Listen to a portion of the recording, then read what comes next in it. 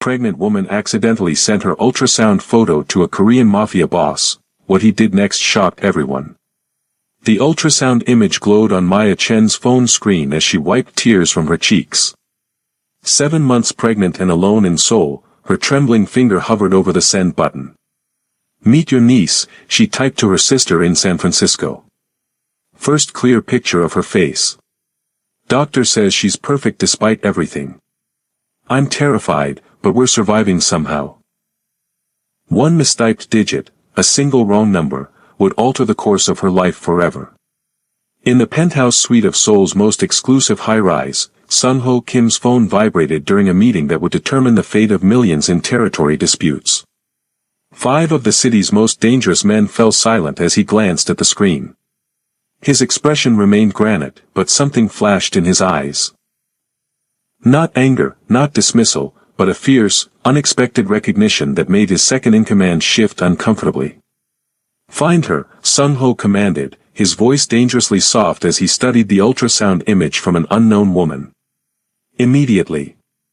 "Boss, this meeting is concluded." He stood, buttoning his suit jacket. "No one touches what now belongs to me." What happened next rippled through Seoul's underworld. Not with the violence everyone expected, but with something far more disruptive to the natural order, something that left even his most hardened associate speechless. By morning, Maya's life would be unrecognizable. And the man responsible would rewrite everything she thought she understood about monsters, mercy, and what it means to be truly protected. Want to know how this unexpected connection transforms both their lives? Keep reading to discover what happens when fate delivers your most vulnerable moment into the hands of Seoul's most dangerous man. Don't forget to like and follow for more stories that will leave you breathless. I never thought one wrong digit would shatter my world like glass beneath a hammer. But that's what happened. Let me back up. My name is Maya Chen. Chinese-American translator, 7 months pregnant, and very much alone in Seoul. Not the fairy tale ending my parents imagined when I graduated with honors. Definitely not what I imagined when I fell in love with James, with his perfect smile and perfectly empty promises. "It's going to be amazing, Maya," he'd said, his hands warm on my still flat stomach. "You, me, the baby. A real family." That was before he disappeared 4 months ago. Before I came home to find half the closet empty and a note that said only, "I'm sorry. I can't do this." I'd cried for days, then pulled myself together because I had no choice. No family in Seoul. Limited savings. A baby growing inside me who deserved better than a mother collapsed in grief. So I worked harder, picked up extra translation projects, stretched every one until my budget was as thin as rice paper. That morning, the morning that changed everything, I'd had my 7-month checkup. For the first time, the ultrasound showed my daughter's face clearly. Not just a blur, but her. Tiny nose, pursed lips, one hand raised near her face as if waving hello. "She's perfect," the doctor had said. "Strong heartbeat. Good position. You're doing everything right. You're doing everything right." Those words had nearly broken me right there in the examination room. When was the last time anyone had told me I was doing anything right? I'd walked home in a daze, the precious image tucked into my bag. My sister Lily had been asking for weeks to see the baby, frustrated by the grainy images from earlier scans.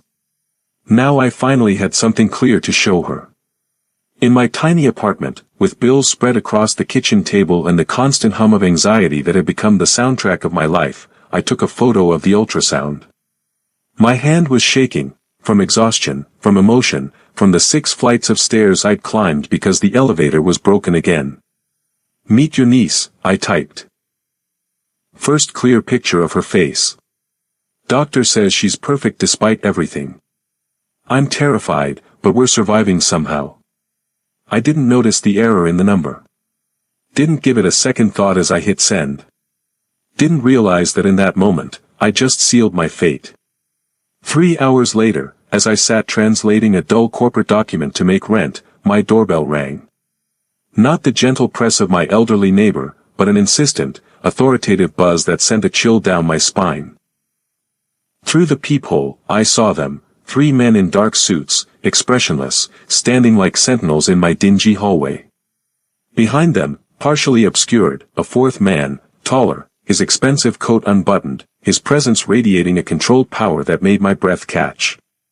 I backed away from the door, one hand instinctively cradling my belly. Who were these men? What did they want? The knock came again, firmer this time. Then a voice. Calm, measured, speaking perfect English with only the slightest accent. Ms. Chen. I know you're there. We need to talk. How did he know my name? There's been a misunderstanding, the voice continued. It would be better to discuss it now, rather than later. The quiet threat made my hands tremble. I considered calling the police, but my Korean was mediocre at best, and what would I even say? I'm not opening the door, I called, trying to sound braver than I felt. Say what you need to say from there. A pause. Then, you sent a message earlier today. An ultrasound image. It came to me by mistake. Relief flooded through me for a split second before confusion took its place. Why would a misdirected text bring 4 men to my door? I'm sorry about that, I said. Wrong number. Please delete it and forget about it. Another pause, longer this time. Open the door, Ms. Chen. I don't make requests twice. Fear crawled up my throat, bitter and metallic. But something else stirred beneath it, anger. Anger at James for leaving me to face this alone. Anger at this stranger who thought he could intimidate a pregnant woman in her own home. I yanked the door open, chain still in place, creating a narrow gap through which I could see the man in front. What do you want? I demanded, my voice steadier than I expected. His eyes met mine, dark, intelligent, assessing. He was handsome in a severe way, with sharp features that might have been carved from stone. Nothing about him suggested kindness, yet there was no overt malice either. Just a cold, calculating intensity that made me feel like a puzzle he was solving. My name is Sung-Ho Kim, he said, as if this should mean something to me. The message you sent was to my private number. A number very few people have. It was a mistake, I repeated. I was texting my sister. I understand that now, he replied, his tone softening slightly. But when I receive unexpected messages, particularly ones containing personal images, I take precautions. Well, now you know, I said. It was just a wrong number. You can go. A ghost of a smile touched his lips, there and gone so quickly I might have imagined it. It's not that simple, Ms. Chen. It is that simple, I insisted. I made a mistake. Mystery solved. Please leave.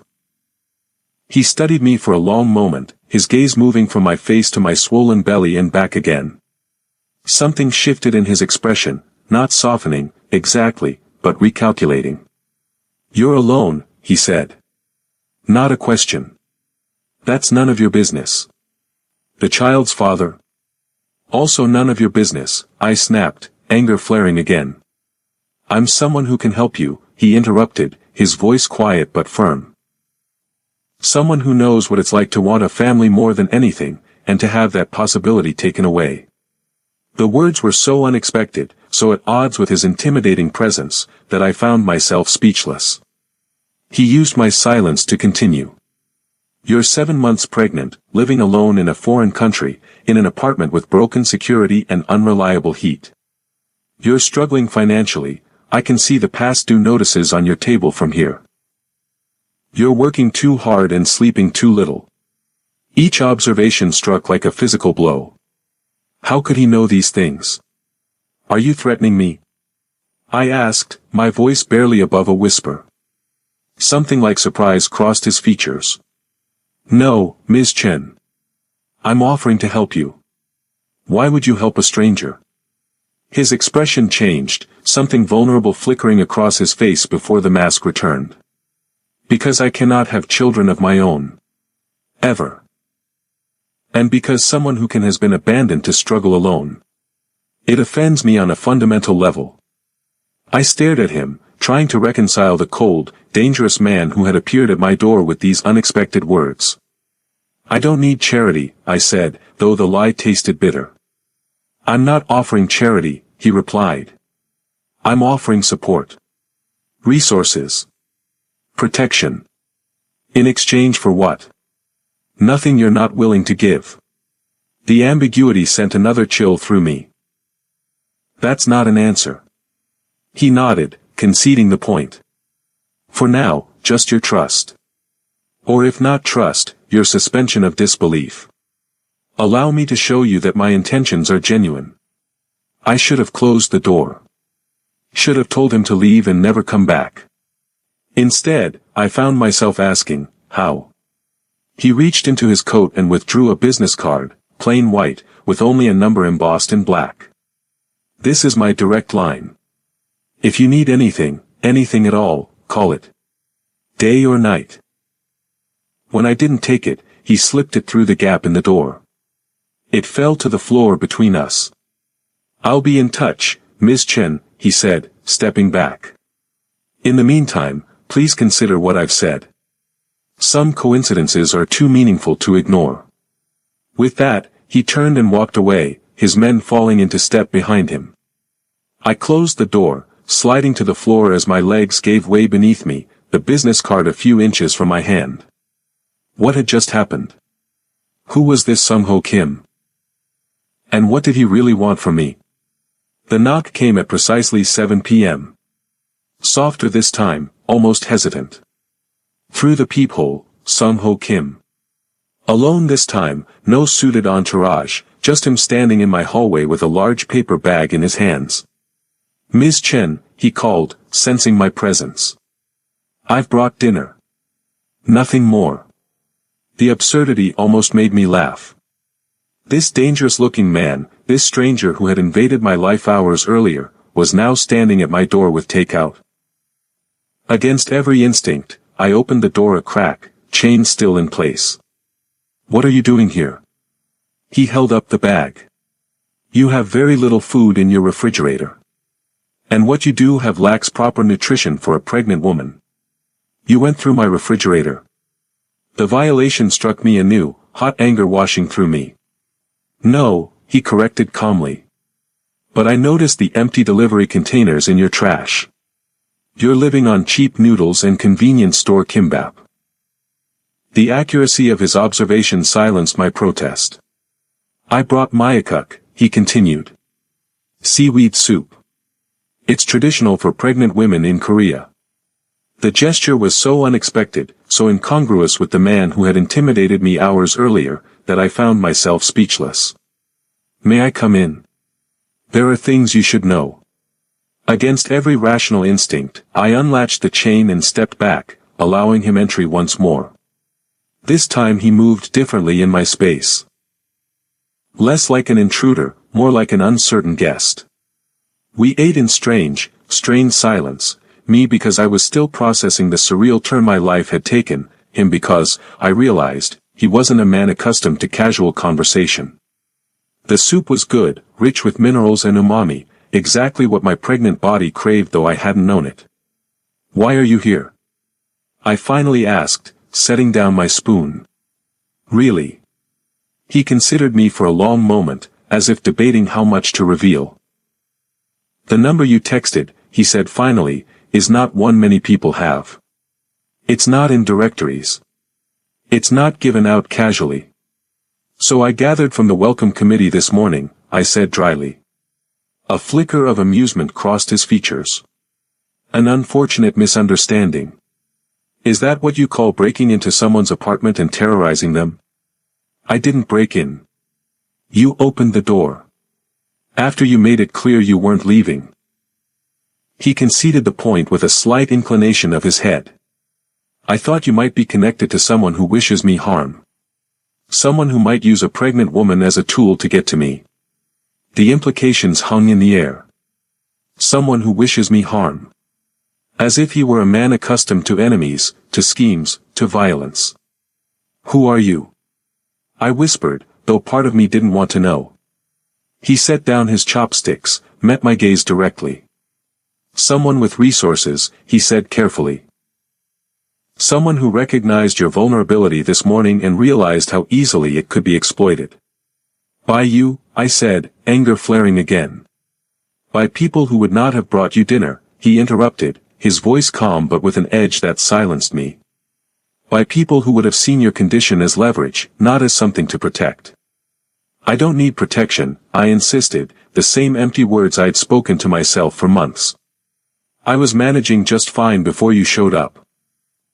He studied me, his gaze moving from my face to the apartment around us, the worn furniture, the stack of bills, the single set of dishes. Were you? He asked quietly. The simple question undid me. Tears welled up suddenly, hot and unwelcome. I blinked them back furiously, refusing to cry in front of this stranger. What do you want from me? I asked, my voice thick with unshed tears. Nothing you're not willing to give, he repeated. Then, more softly, for now, just the chance to help. To ensure you and your child are safe and provided for. Why would you care about a stranger's child? He was silent for so long I thought he might not answer. When he finally spoke, his voice was barely audible. Because 7 years ago, my wife was where you are now. Pregnant. Vulnerable.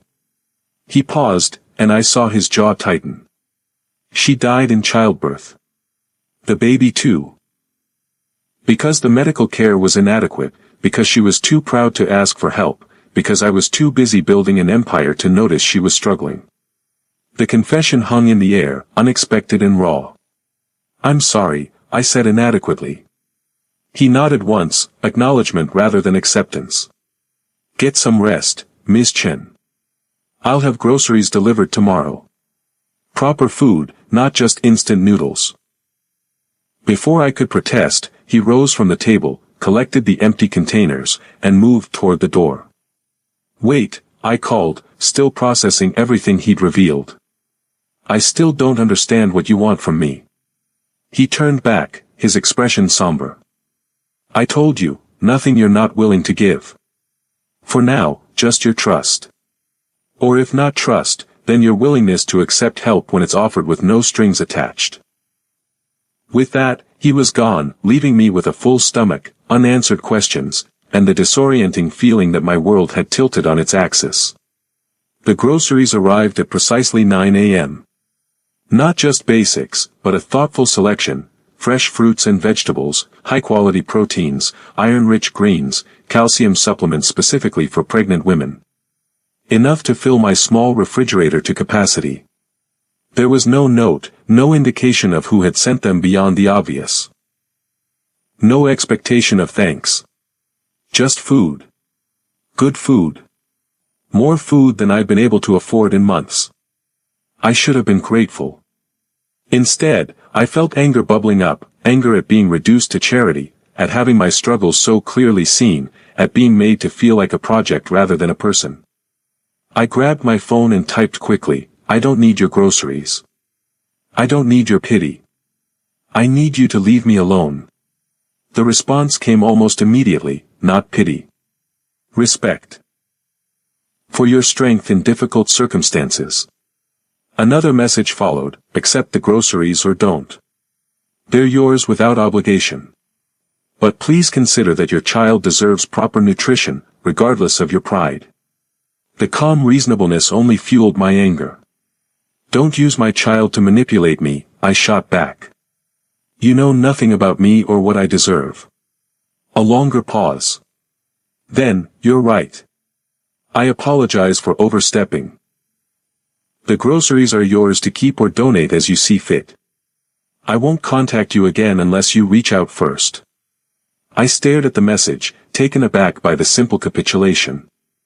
I'd expected argument, justification, perhaps even threat. Not this immediate acceptance of my boundaries. For the rest of the day, I tried to work, to focus on my translations.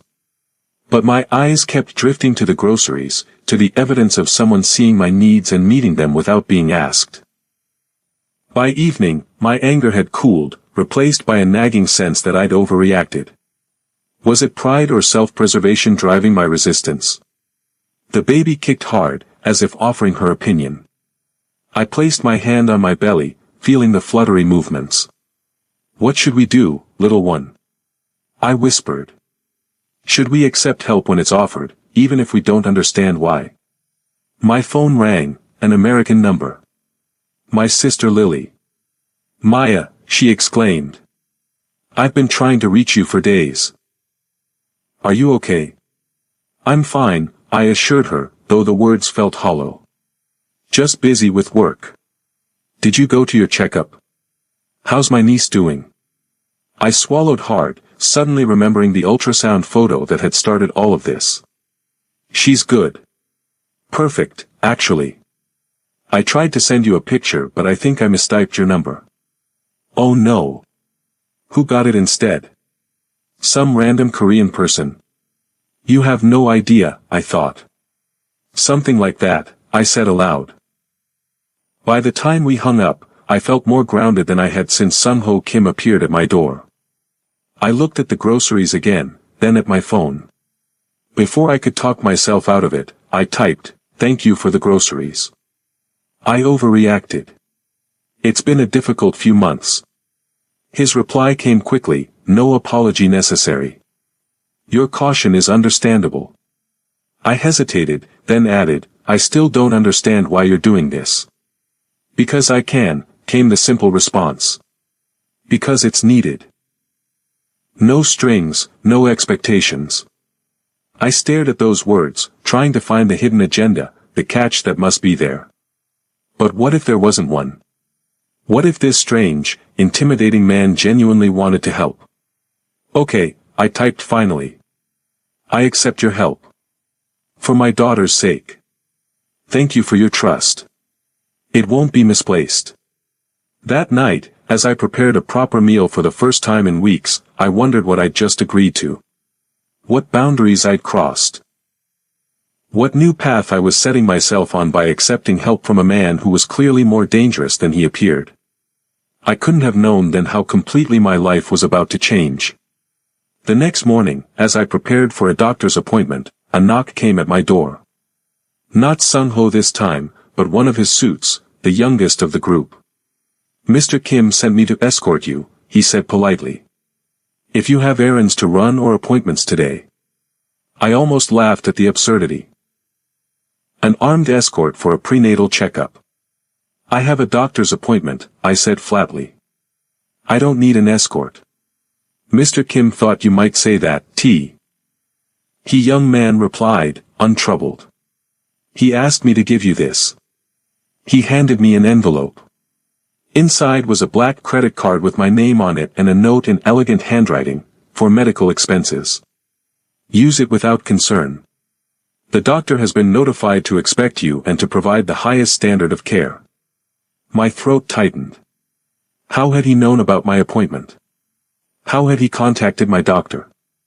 How had he arranged a credit card in my name? "The doctor has been notified," I repeated, trying to keep my voice steady. "What exactly does that mean?" The young man looked uncomfortable. "I believe Mr. Kim spoke with the clinic director. To ensure you receive priority care. And if I refuse? If I want to see my regular doctor without interference?" "That's entirely your choice, Ms. Chen," he replied carefully. "I'm just here to offer assistance, not to force anything upon you." I studied him. "What's your name?" I asked impulsively. "June," he answered after a slight hesitation, as if unused to being asked. "Well, June, you can tell Mr. Kim that I appreciate his concern, but I make my own medical decisions. I'll use the card, but I'll see my regular doctor on my regular schedule."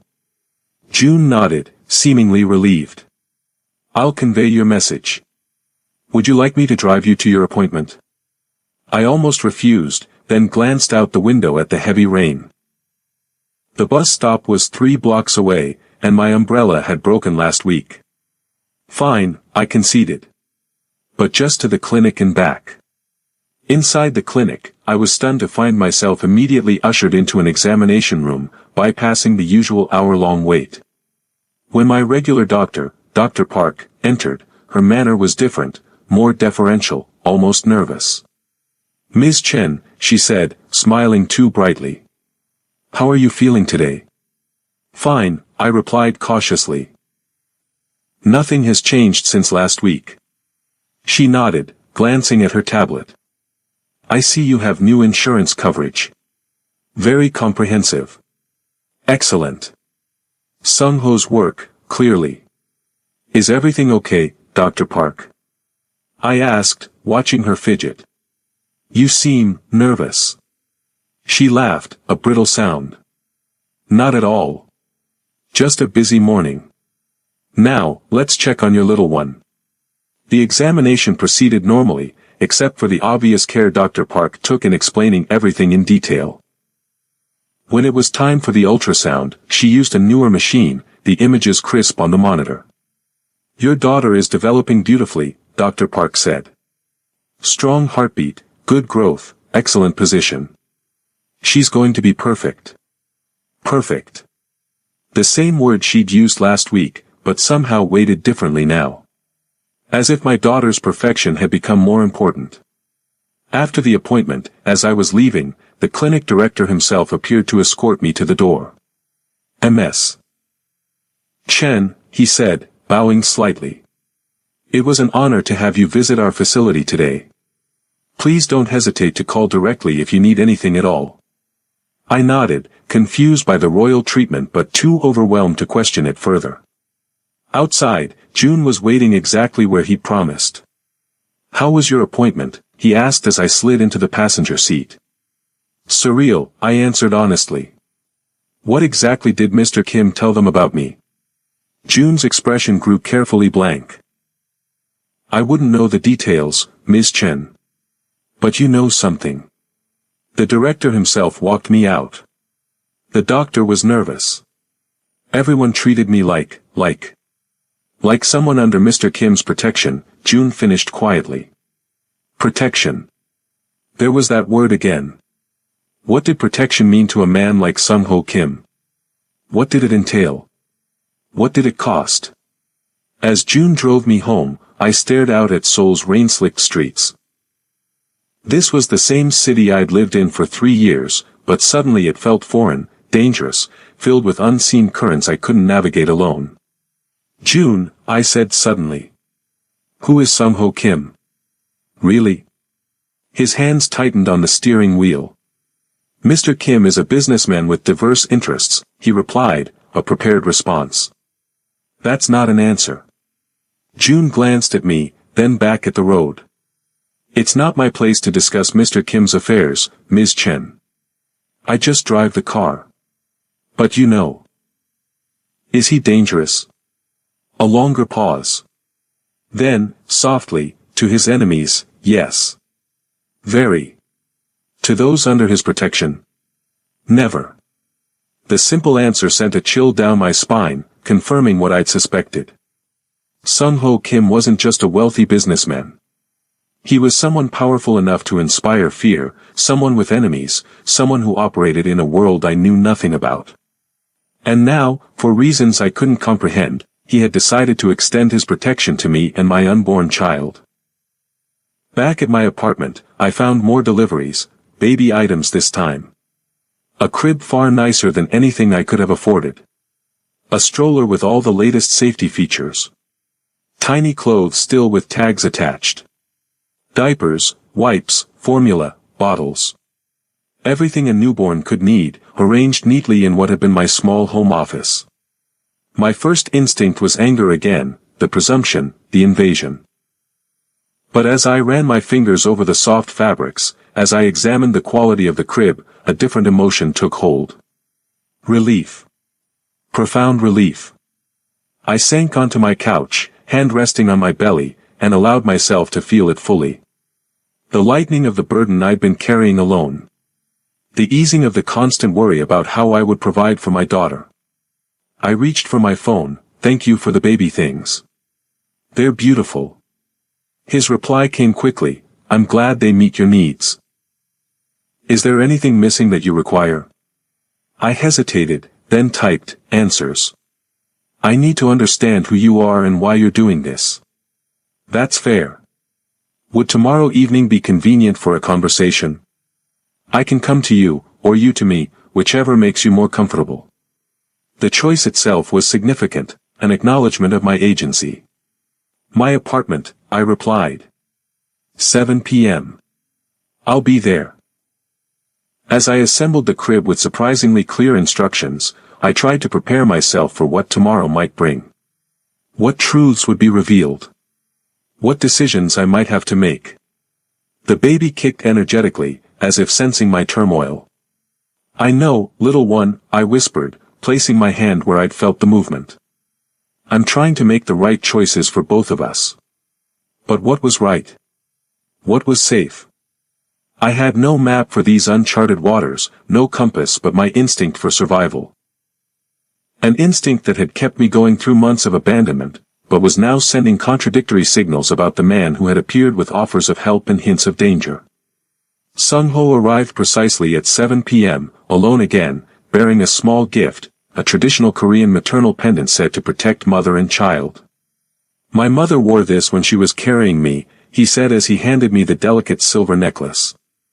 It said to bring good fortune and safe delivery. I held it carefully, touched but still wary. It's beautiful, but I can't accept something so personal. It's just gathering dust otherwise, he replied with a slight smile. But as always, the choice is yours. I set the pendant aside gently. For now, there were more pressing matters. You promised me answers, I began. He nodded, expression serious. Ask your questions, Ms. Chen. I'll answer as truthfully as I can. Maya, I corrected automatically. If you're buying me cribs and arranging my medical care, you might as well use my first name. A brief smile touched his lips. Maya, then. The way he said it, carefully pronouncing each syllable, sent an unexpected shiver through me. Who are you? I asked, the question that had been haunting me. Really? Not just a businessman with diverse interests. He considered me, as if assessing how much truth I could handle. I run several legitimate businesses, he began. Real estate, primarily. Import, export. Technology investments. But I also control what you might call a shadow economy in Seoul. Protection services. Dispute resolution. Territory management. The euphemisms weren't lost on me. You're a gangster, I translated bluntly. A flicker of amusement crossed his features. That's a simplistic term, but not entirely inaccurate. In Korean, we would say, kangpai. Though I prefer to think of myself as a problem solver. And what kind of problems do you solve? Various kinds. Business disagreements. Territory disputes. Matters of honor and reputation. With violence? His expression grew serious. When necessary. But violence is inefficient, Maya. Messy. Expensive. I prefer negotiation, leverage, mutual benefit. Violence is a last resort, not a first instinct. I tried to reconcile the calm, articulate man sitting at my table with the ruthless criminal he was describing. Are you wanted by the police? He actually laughed, a genuine sound that transformed his features. No.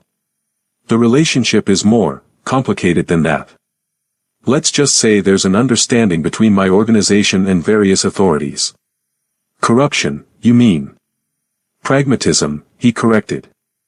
The world is rarely as black and white as we might wish it to be. And now you've decided to extend your protection to me, I said. Why? The truth this time. Not just about your wife. He was silent for a long moment. When he finally spoke, his voice was quieter, more reflective. When I received your message, that ultrasound, with those words about being terrified but surviving, it felt like a sign. A second chance. He paused. I couldn't save my wife. Couldn't save our child. But perhaps I could help you. Not out of pity, but because some debts can never be repaid directly. They can only be paid forward.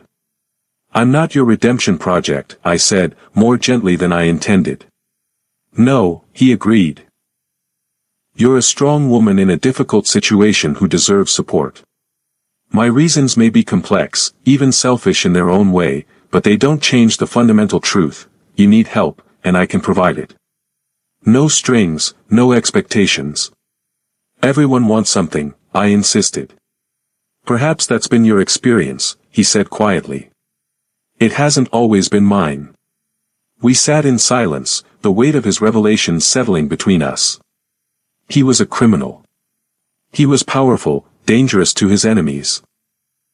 And for reasons tied to his own past trauma, he had decided to help me. What does this protection actually entail? I asked. What are you offering, exactly? Financial support, obviously. Medical care of the highest quality. Security if needed. A place to live that's safer than this apartment. Practical assistance with whatever you need. He paused. And a guarantee that no harm will come to you or your child while you're under my protection. And after the baby is born? What then? That would be your choice, he said simply. My support continues for as long as you want or need it. If you choose to return to America, I can arrange that.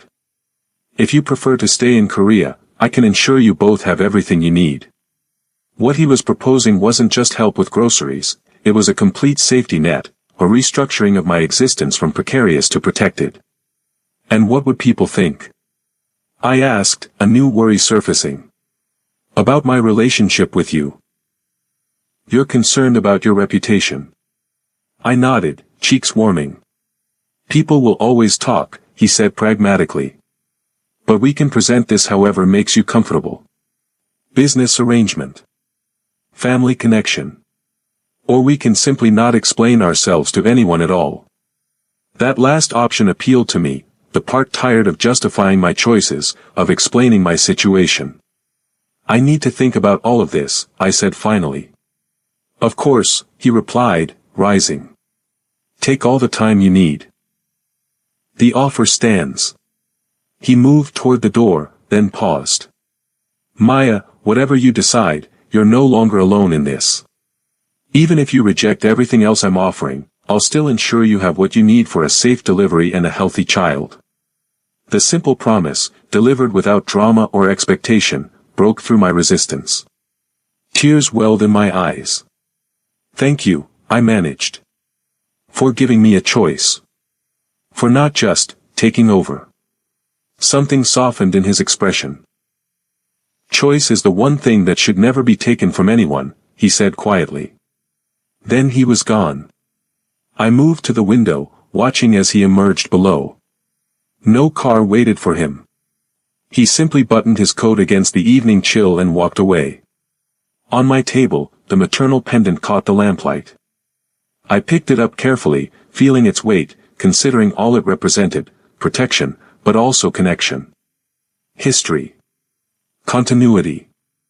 I slipped it over my head, the silver cool against my skin. Not a decision about everything he'd offered, but a first step. An acknowledgement that sometimes help comes from unexpected sources, and sometimes pride is a luxury a mother-to-be cannot afford. The baby kicked, as if in approval. I know, little one, I whispered. I'm doing my best for both of us. That night, I slept more soundly than I had in months, the pendant a small weight over my heart, the knowledge of not being completely alone a greater weight lifted from my shoulders. 2 weeks later, I was in my kitchen when a sharp pain lanced through my abdomen. I gasped, clutching the edge of the counter as the room tilted around me. Too early. It was too early for labor. But as a second pain followed, I fumbled for my phone with trembling fingers. June answered immediately. Miss Chen. Is everything all right? Pain, I managed. Something's wrong. Need hospital. Stay where you are. I'll be there in 7 minutes. In the hospital. Not my regular clinic but a prestigious facility, a team was already waiting. I was whisked into an examination room, monitors attached, questions fired in rapid Korean I couldn't follow through waves of pain. And then, cutting through the chaos, Sun-ho's voice. He spoke rapidly to the doctors, his tone brooking no argument. Braxton Hicks contractions, the doctor explained. False labor. Painful but not dangerous. Combined with dehydration and exhaustion. Relief washed through me, followed by embarrassment. All this drama for practice contractions. But when I tried to apologize, Sun-ho silenced me with a gentle hand on my arm. Never apologize for protecting your child, he said quietly. I was settled into a private room that looked more like a hotel suite, complete with comfortable seating and a view over the Han River. You arranged all this, I said as a nurse hooked up in 4. In the 7 minutes it took June to reach me. He shrugged slightly. I have arrangements with several hospitals. Standing protocols for emergencies. For pregnant women having false labor. A ghost of a smile touched his lips. For anyone under my protection who needs medical care. The casual display of power should have disturbed me. But in that moment, weak and frightened for my child, I felt only gratitude. Thank you, I said simply. He nodded once, then surprised me by pulling a chair closer and sitting down. I'll stay until you fall asleep, he said, not a question but a statement of intent. Too exhausted to argue, I closed my eyes. Just before consciousness slipped away, I felt something unexpected, the gentle brush of fingers against my hair, so light it might have been imagined. I woke hours later to find him still there, head tilted back in the chair, eyes closed, looking younger and more vulnerable than I'd ever seen him. The sight created a strange ache in my chest. The recognition of his humanity beneath the carefully constructed exterior. As if sensing my gaze, his eyes opened, immediately alert. How do you feel? He asked, straightening. Better, I replied honestly. Foolish, but better. There's nothing foolish about caution where your child is concerned. The doctor arrived then, confirming I could be discharged. As the nurse removed the 4, Sun-ho stepped out to make calls. When he returned, his expression had changed. Hardened from the almost gentle look he'd worn at my bedside to something colder, more focused. What's wrong? I asked, sensing the shift. He hesitated, clearly debating how much to tell me. There may be a complication, he said finally. Your ex-boyfriend has returned to Seoul. He's been making inquiries about you. The news hit me like a physical blow. James. Here. Why? I have sources at immigration, at hotels. His name was flagged the moment he entered the country. The casual admission of surveillance should have alarmed me, but I was too shocked by James's return. What does he want? I don't know yet, Sun-ho replied. But given the timing, it seems unlikely to be coincidence. What do you mean? He sat on the edge of my bed, expression serious. Maya, in the past 2 weeks, your situation has changed. You've moved from struggling alone to having resources, support, quality medical care. These things are noticeable. People talk. It's possible James has heard rumors. Rumors about what? About you? About us? The last word felt strange, implying a connection I wasn't sure how to define. About a pregnant foreign woman receiving protection from someone with influence, he clarified. The fact that you're no longer vulnerable would be obvious to anyone asking the right questions.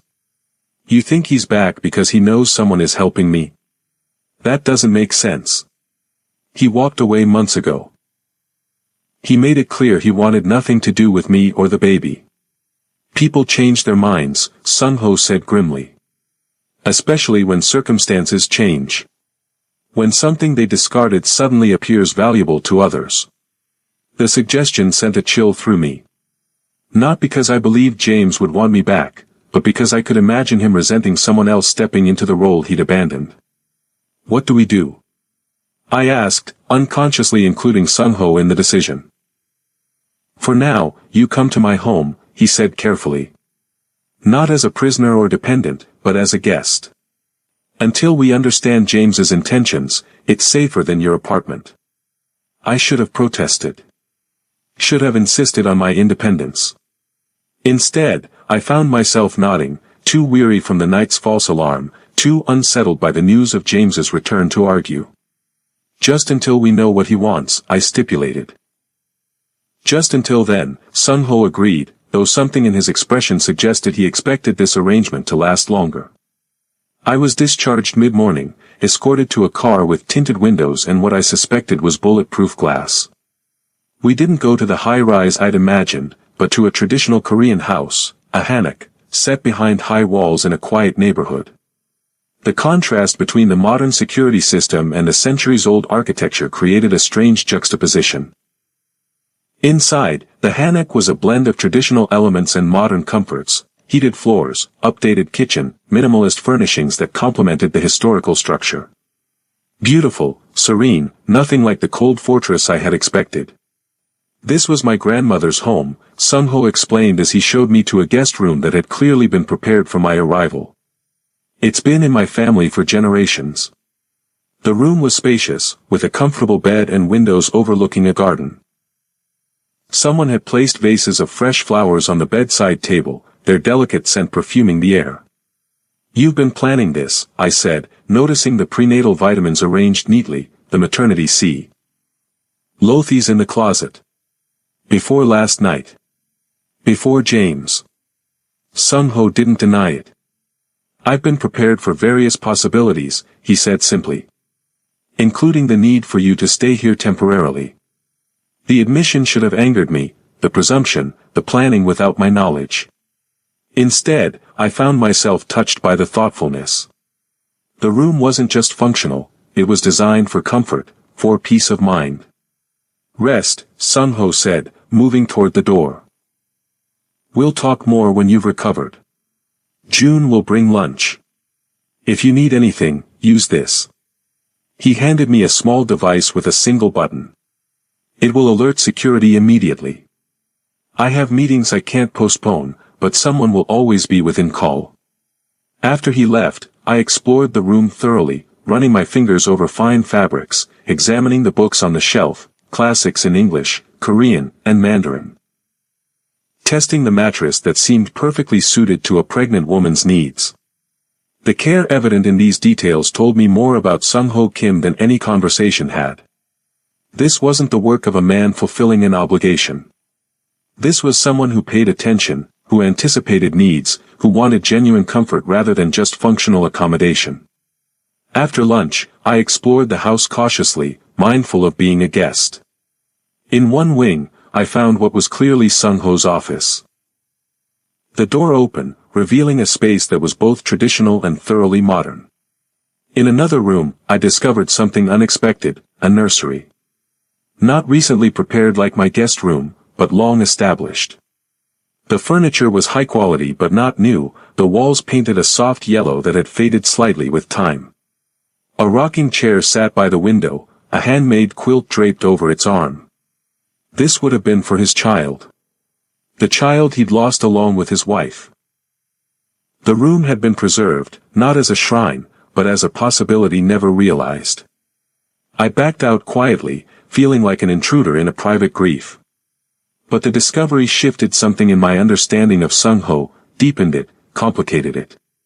This wasn't just about fulfilling an obligation to a stranger who reminded him of his late wife. This was about a wound that had never healed. By the time he returned that evening, I had settled into an uneasy acceptance of my new situation. If this was to be my gilded cage until James's intentions became clear, I could endure it. Sung-ho found me in the courtyard, sitting by the fountain despite the winter chill, wrapped in a warm blanket. You should be inside, he said. It's too cold for you out here. I needed fresh air, I replied. And time to think.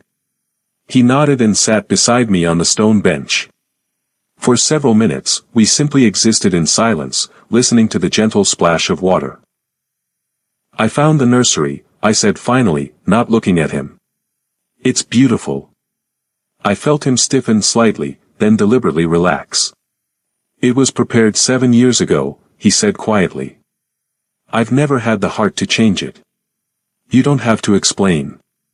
I know. He paused, then continued anyway. Her name was to be Su-min, pure cleverness. My wife was convinced she would be brilliant. The simple statement, offered without drama, broke my heart more than any tearful confession could have.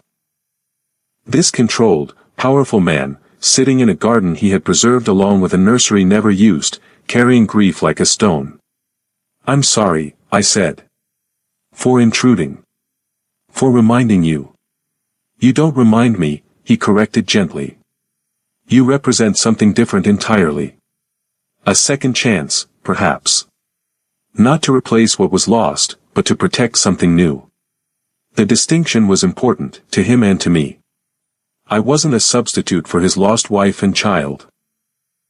I wasn't being molded to fill that vacancy. I was something separate, valued for myself and my daughter, connected to his past but not defined by it. Have you heard anything about James? I asked, changing the subject. Sung-ho's expression hardened. He's staying at a hotel in Itaewon. He's been asking questions about you, at your apartment building, at the translation agency, at your former doctor's office. What does he want? Money, most likely, Sung-ho replied pragmatically. He's in debt, gambling, primarily. Has been for some time. It's probably why he left Korea so abruptly. The revelation shouldn't have hurt, not after everything James had already done, but it did. Another lie, another betrayal. And now he's back because he thinks I have access to money, I said flatly. Because he's heard rumors about me being protected by someone influential. Sung-ho nodded. It seems the most likely scenario. Though we won't know for certain until he makes direct contact. If he makes direct contact, I corrected. He doesn't know I'm here. No, Sung-ho agreed. But he's determined. He was at your doctor's office this afternoon, asking about your next appointment. Fresh alarm coursed through me. How close is he to finding me? Not close, Sung-ho assured me. The staff has been instructed to protect your privacy. And even if he discovered you were here, the security would prevent any unwanted contact. So I'm safe, but effectively in hiding, I summarized, unable to keep the bitterness from my voice. For now, he acknowledged. Until we can resolve the situation more permanently. And how do we do that? Pay him off. Threaten him. I was only half joking. That depends on you, he said carefully. On what you want. On how you wish to handle the father of your child. The deliberate phrasing. The father of your child, rather than your ex-boyfriend, emphasized the permanence of my connection to James, regardless of our broken relationship. I don't know what I want, I admitted. I never expected to see him again. Sung-ho nodded, understanding in his eyes. Then we wait. We gather more information. We make no decisions until we must. The "we" wasn't lost on me. The acknowledgement that whatever happened next would involve us both, that our lives had become entangled beyond simple benefactor and recipient, protector and protected. Come, he said, rising and offering his hand. It's too cold out here. Dinner is waiting, and you need to eat. I placed my hand in his, allowing him to help me up, the baby's weight making me clumsier than usual. His grip was warm and solid, his strength evident but carefully controlled. As we walked back into the warmth of the house, I found myself wondering how I'd gone from independent single mother-to-be to someone sheltered in a criminal's home, hiding from my ex, accepting protection from a man whose world operated by rules I still didn't fully understand. And the strangest part? Despite everything, I felt safer than I had in months. More seen. More supported. Less alone. Whatever came next. With James, with the baby, with the increasingly complex relationship